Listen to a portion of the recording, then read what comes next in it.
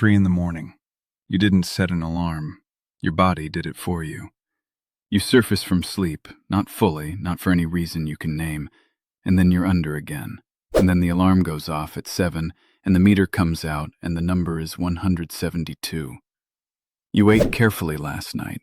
Dinner was clean, medication on time, bed by 10, and somewhere in the hours you weren't watching, something ran in your body that turned all of that into a number you don't want to see. That something has a name, and once you understand what it is, once you see the mechanism clearly, the one thing I add to my dinner plate every single night will make complete sense.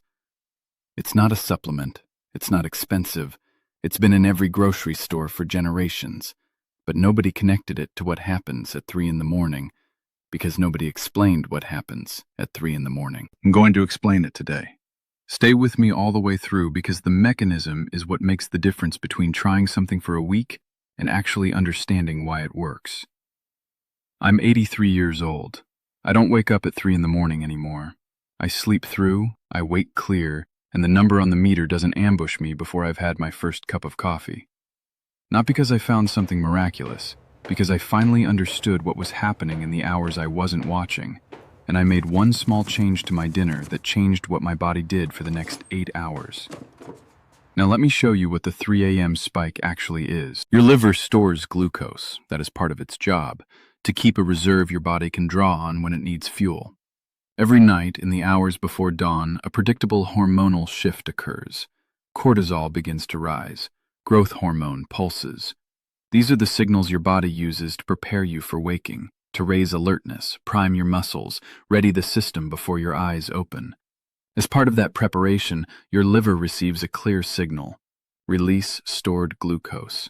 Get the body fueled before it moves. In a younger body with healthy insulin sensitivity, this process runs cleanly. The liver releases a measured amount, insulin responds, the cells absorb it, and blood sugar stays stable through the morning. In an older body with insulin resistance, where years of elevated blood sugar have gradually changed how the cells respond to insulin's signal, the same process runs harder and clears slower. The liver releases glucose, insulin responds, but the cells don't absorb it efficiently. The glucose accumulates. It sits in the blood for hours. And when you press the meter to your finger at 7 in the morning, you are reading the accumulated result of a process that started at 2 a.m., long before breakfast, long before any choice you made today. This is what researchers call the dawn phenomenon. It is documented clearly in the scientific literature on blood sugar regulation, a predictable window of hormonal activity that drives the liver to release glucose every night, and that runs longer and harder in adults with insulin resistance than in those without. Your morning number is not entirely a reflection of what you ate for dinner. A significant part of it is a reflection of how hard your liver ran its overnight release cycle, and that is influenced by something that happens hours earlier at the dinner table. Here's the piece that most people managing blood sugar for years have never been told, and it rarely comes up in a standard appointment, not because your doctor doesn't care, but because the appointment is 8 minutes and the prescription is the fastest tool available. The connection between what you eat at dinner and how aggressively your liver releases glucose at 3 in the morning takes longer than 8 minutes to explain. What determines how hard that overnight release hits is largely how much glucose is still circulating in your blood when the hormonal window opens. If you go to bed with glucose still running high from dinner, still moving through a system that didn't clear it efficiently, the liver release at 3 a.m. lands on top of an already loaded system. The numbers compound. If you go to bed with dinner already cleared, with glucose already lower, the same liver release lands on a quieter baseline. The spike still happens, but it hits lower and clears faster. The one thing I add to my dinner every night works on that exact mechanism. And the reason almost nobody connects it to blood sugar is that it doesn't look like a blood sugar intervention. It looks like a condiment. You do everything right. You eat clean, you take your pills, and the next morning that number is still too high. I know that frustration. I lived it for years. They never tell you about the morning rise, your sugar climbing while you sleep, no matter what you did the day before. You wake up, you test, and it feels like the work didn't count, like you're stuck depending on more and getting nowhere. I was done feeling powerless. I didn't want to throw out my doctor's plan. I wanted something natural and simple I could add to it, something that finally moved that morning number. I'll walk you through what changed it for me. And the natural support I add every day is in the free presentation linked below. One thing is apple cider vinegar. 1 to 2 tablespoons diluted in a glass of water taken with dinner, not after, with. That timing matters. Here is why. The active compound in apple cider vinegar is acetic acid. Research has documented 2 mechanisms by which acetic acid affects the glucose response to a meal. The first, it partially inhibits the enzymes your digestive system uses to break down carbohydrates into glucose. When those enzymes work more slowly, the carbohydrates in your meal are converted to glucose more gradually, which means glucose enters your bloodstream at a slower, steadier rate instead of a sharp peak. The second mechanism, acetic acid slows gastric emptying, the rate at which food moves from your stomach into your small intestine. When food moves more slowly, the glucose from that food enters your blood more slowly. The curve flattens. The peak is lower. And critically, the tail, the glucose that's still circulating 2 and 3 hours after dinner, is lower too. That lower tail is what matters for 3 a.m. Studies have documented that taking vinegar with a meal measurably reduces post-meal blood glucose in adults with type 2 diabetes compared to the same meal without it. Not a dramatic drop, a meaningful moderation.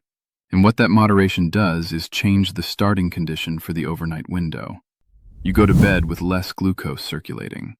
The liver release at 2 or 3 in the morning lands on a quieter system. The spike still happens.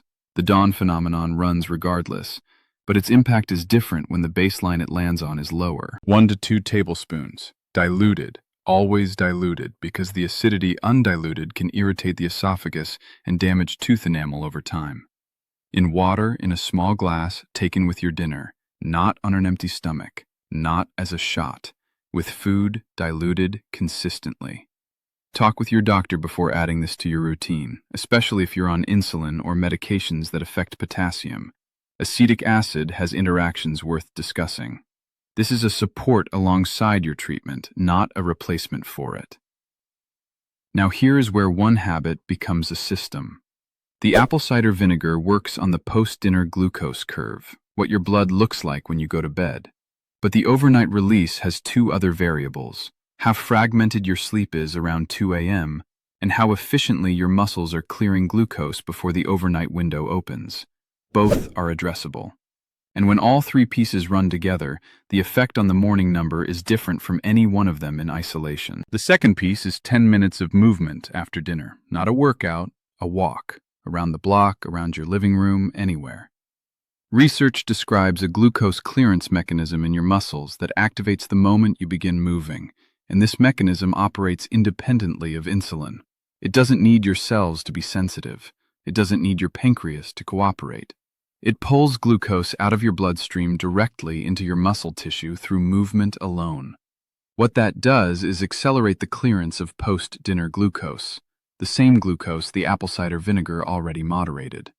You arrive at the overnight window from a lower, cleaner baseline. The third piece is protein first at breakfast. Studies indicate that eating protein as the first thing your stomach processes in the morning, 2 eggs, plain Greek yogurt, cottage cheese, triggers a hormone your body produces naturally that slows how fast glucose from the rest of your meal enters your blood. That hormone also quiets the signal telling the liver to keep releasing stored glucose into a morning that's already dealing with the overnight accumulation. The most expensive diabetes medications currently on the market were engineered to mimic this hormone synthetically. Your body produces it for free in response to protein. Every morning you eat it first. 3 pieces. Apple cider vinegar with dinner. 10 minutes of movement after you eat. Protein first in the morning. Each one targets a different part of the overnight glucose cycle. Running together, they work in sequence, moderating the post-dinner curve, clearing residual glucose before the window opens, and protecting the first meal of the day from compounding what the night already did. At 83, I have dinner with my son on Thursdays. I sit at that table for 2 hours. I laugh. I'm present. I don't spend the meal calculating what the number will be in the morning or whether I'll pay for what I'm eating. I got that back. Not all at once, Slowly, one overnight at a time, as the system started working, and I stopped waking up to numbers that made the next day feel like it was already behind. Let me tell you about Doris. 77 years old, retired librarian from North Carolina. 16 years with type 2. Her fasting numbers had been sitting between 165 and 195 for over a year. Medication adjusted, diet already careful. What Doris hadn't known was that her post-dinner glucose was still running high when she went to bed at 9. She was arriving at the overnight window from a loaded baseline every single night, and the 3 a.m. release was landing on top of it. She added the apple cider vinegar with dinner, the 10-minute walk, and the protein-first breakfast, always working with her doctor, always monitoring, and at her next appointment, her doctor asked what she had changed. She told him. He looked at the numbers and told her to keep going. Doris told me later what that appointment meant to her. Not the numbers, the fact that she called her sister that evening. Her sister, who lived 4 states away, who had been calling every week asking how the readings were. Doris had been keeping the bad numbers to herself, not wanting to worry her, not wanting to become the topic of every conversation, not wanting her sister to feel like she needed to get on a plane. That appointment was the first time in over a year she had something different to say. And she said it felt like a door she'd thought was closed had opened just enough to let some light in. That is what the morning number is really about. Not the meter, not the chart your doctor keeps on file. It's about whether you feel steady enough to show up for the people who love you, without the weight of the diagnosis sitting between you and every conversation, every visit, every moment someone needs you to just be there. If you've spent years trying everything you were told and still waking up to a number that makes you feel like you're losing ground, hear this. You are not too far along for this to matter. The body does not lose the ability to respond to targeted support. The overnight window still responds to the right inputs. The liver still reads the signals you give it at dinner. You didn't fail. You just didn't have this piece of the picture. There is still time. That is not comfort. That is fact. If you watched this whole thing, you're not the type who gives up. You're the type who keeps looking for a real answer. So let me be straight with you. The morning number isn't your fault, and it isn't just diabetes. It's the dawn rise, and it responds to the right daily habits. The goal was never to quit your treatment. It was to support it naturally so you finally see that number move and feel in control again. Alongside the steps I showed you, I take a simple, natural support every day to help keep my blood sugar in a healthy range. Affordable, easy, and it works with my doctor's plan, not against it. The free presentation is in the description below. Go see it for yourself.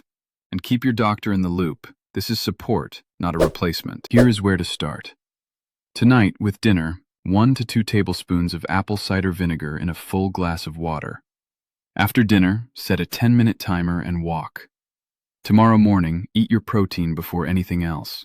2 eggs, Greek yogurt, anything with at least 20 grams before your first carbohydrate. That is the system. 3 pieces, starting tonight. Everything I've shared today is based on real research and on decades of paying attention to my own body. It is not personal medical advice. Your medications, your health history, your specific picture are different from mine. And any change to your routine, especially around medication and meal timing, should be discussed with your doctor first. That is not a disclaimer. That is where this starts. If this channel has been useful to you, subscribe and drop your fasting number in the comments, just the number.